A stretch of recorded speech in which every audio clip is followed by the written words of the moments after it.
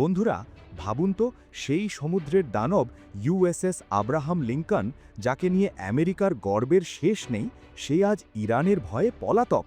হ্যাঁ, ঠিকই শুনেছেন, আমেরিকার সেই তথাকথিত অহংকারকে আজ ইরান সমুদ্র থেকে ঝেঁটিয়ে বিদায় করেছে। হরমুজ প্রণালীর নিয়ন্ত্রণ এখন পুরোপুরি ইরানের হাতে। এ যেন মধ্যপ্রাচ্যের দাবার ছকটাই উল্টে গেল। কি এমন হলো যে মার্কিন বাহিনীকে ভয়ে তটস্থ হয়ে পালাতে হলো? চলুন আজকের এই ধামাকাদার খবরে বিস্তারিত জেনে নিই। মার্কিন ইসরায়েলি আগ্রাসনের শুরু থেকেই ইরান কিন্তু বসে থাকেনি, তারা সমানে জবাব দিয়ে যাচ্ছে। আপনারা জানেন ট্রাম্পের মদতপুষ্ট এই উগ্র শক্তিগুলো কিভাবে মধ্যপ্রাচ্যে দাপিয়ে বেড়াচ্ছিল, কিন্তু তেহরান দেখিয়ে দিল তারা কারও ধার ধারে না। তারা উপসাগরীয় আরব দেশগুলোতে থাকা মার্কিন সামরিক ঘাঁটি এবং ইসরায়েলি স্বার্থ সংশ্লিষ্ট স্থাপনায় এমনভাবে মিসাইল আর ড্রোন হামলা চালিয়েছে যে মার্কিন সেনারা এখন যান নিয়ে পালাতে ব্যস্ত। এরই প্রথম শিকার হল তাদের সমুদ্রের গর্ব ইউএসএস আব্রাহাম লিঙ্কন ক্যারিয়ার।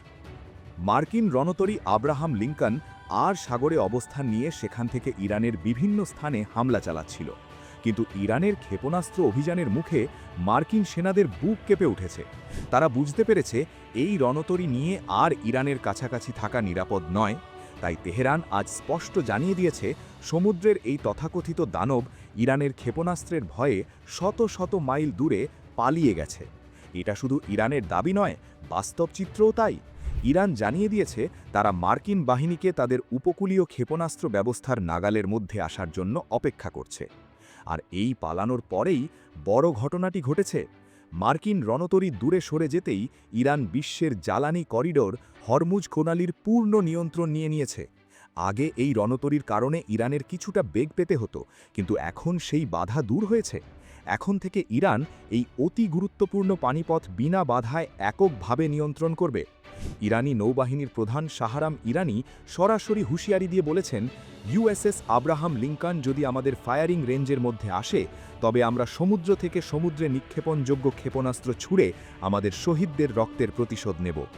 এই প্রতিশোধ কিন্তু সেই ৪ মার্চের ঘটনার, যখন মার্কিন টর্পেডো হামলায় ইরানের আইআরআইএস দেনা ফ্রিগেটটি ডুবে গিয়েছিল এবং অনেক নাবিক শহীদ হয়েছিলেন। ইরান সেই রক্তের ধার পরিশোধের জন্য প্রস্তুত।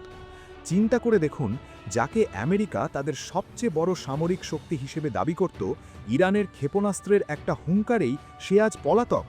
ট্রাম্পের সেই আস্ফালন এখন কোথায়? এই ঘটনা প্রমাণ করে মধ্যপ্রাচ্যে এখন আর আমেরিকার একছত্র আধিপত্য নেই।